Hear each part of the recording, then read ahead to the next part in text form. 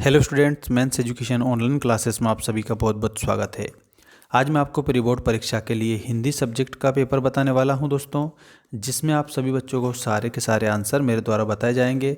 सभी स्टूडेंट को ये जो क्वेश्चन हैं वो सभी स्टूडेंट को लर्न करने रहेंगे, बिकॉज आपके एग्ज़ाम के लिए बहुत ही ज़्यादा बेस्ट साबित होंगे। पूरा पेपर सॉल्यूशन सहित मेरे द्वारा यहाँ पर आपको बताया जा रहा है। पहला क्वेश्चन ये रहा, रीतिकाल के कवि थे। दोस्तों, हिंदी पद्य साहित्य का इतिहास जो है 1000 वर्षों का है और 1000 वर्षों के इतिहास को 4 कालों में बांटा है। ठीक है, जिसमें से आपका रीतिकाल जो है इसके कवि के रूप में आपको भूषण बताना है और भूषण के अलावा आप लोगों को बिहारी भी बताना रहता है। ठीक है, तो बिहारी और भूषण ये रीतिकाल के कवि हैं। ठीक है, भूषण की रचना के रूप में अगर पूछे तो शिवा बावनी आप सभी बच्चे बता देंगे और छत्रसाल दशक भी आप बता सकते हैं। ठीक है, छत्रसाल दशक भी इनकी ही रचना है। अगला क्वेश्चन देखिएगा दोस्तों, आप सभी के लिए एक सामान्य जानकारी है। यदि आपको नोट्स चाहिए तो ऐप डाउनलोड कर लो, ऐप की लिंक डिस्क्रिप्शन में दे रखी है। और इंस्टाग्राम पर मुझे फॉलो ज़रूर कर लेना और वहाँ पर भी आप सभी बच्चों को सारी जानकारी मैं देता रहता हूँ। वैसे 6 सब्जेक्ट के PDF notes, videos, paper solution सब कुछ आपको ऐप पर मिल जाएगा। सारे सब्जेक्ट का तुलसीदास की रचना है। विनय पत्रिका आपकी तुलसीदास जी की रचना हो जाएगी। 10वें रस का नाम क्या है? तो दोस्तों 10वां रस जो है वो आप लोगों का वात्सल्य रस है। तो इसमें वात्सल्य लिखना और वात्सल्य के जो सम्राट के हैं, सम्राट के रूप में सूरदास आप सभी बच्चे आंसर कर देंगे। बाल गोविंद भगत साहब मानते थे कबीर दास को। बाल गोविंद भगत पाठ आपने पढ़ा है, कबीर को वो साहब मानते थे, तो आप इसमें कबीर आंसर लिख देंगे। अगला क्वेश्चन दोस्तों, सभी स्टूडेंट चैनल को सब्सक्राइब जरूर करिएगा। वह धीरे धीरे चलने लगा, इस वाक्य में क्रिया विशेषण का भेद है। तो दोस्तों रीतिवाचक है या कालवाचक है? तो दोस्तों धीरे धीरे चलने लगा रीतिवाचक क्रिया विशेषण आपका हो जाएगा। बालक तारकेश्वर नाथ को उसके पिता टीका लगाते थे, भभूत का टीका लगाते थे। आपको इसमें लिखना है भभूत का। ठीक है, अगला क्वेश्चन देखिएगा, ये रहा आपका अगला क्वेश्चन।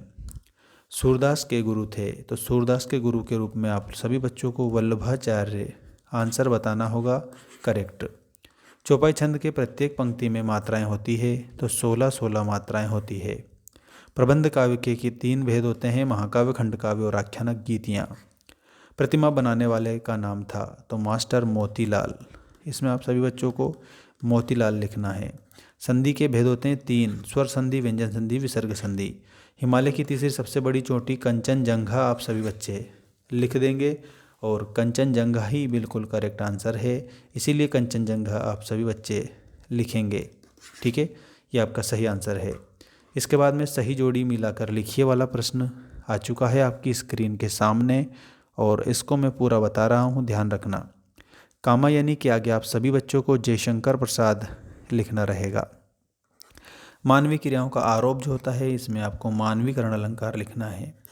गद्य की प्रमुख विधाएं में आपको निबंध, लखनवी अंदाज, यहाँ पर लखनवी अंदाज में आपको यशपाल लिखना है। अंधे की लाठी एकमात्र सहारा मैं क्यों लिखता हूँ, इसमें आपको अज्ञेय लिखना रहेगा। इस प्रकार से आप जोड़ी मिलान करेंगे। ऐप को ज़रूर इंस्टॉल करें।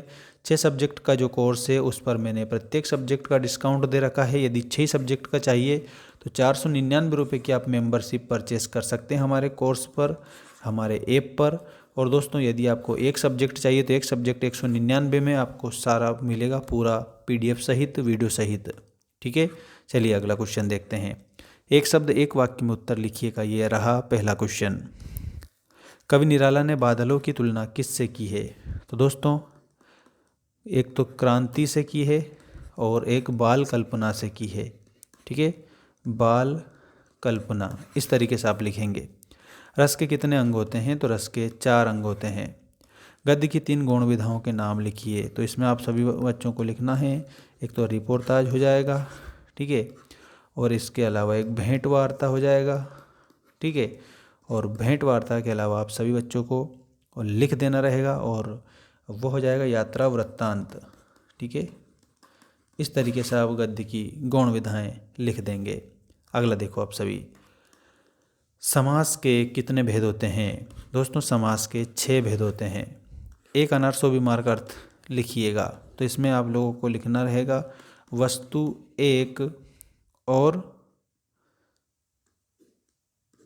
चाहने वाले अनेक।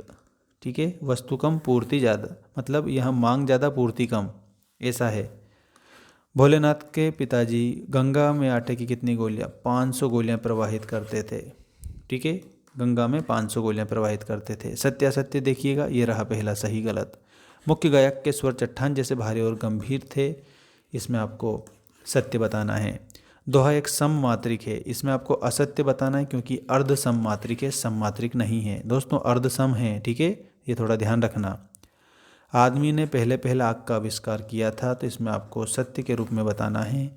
जो जीता न जा सके उसे अजेय कहते हैं, ये भी आपको सत्य बताना है।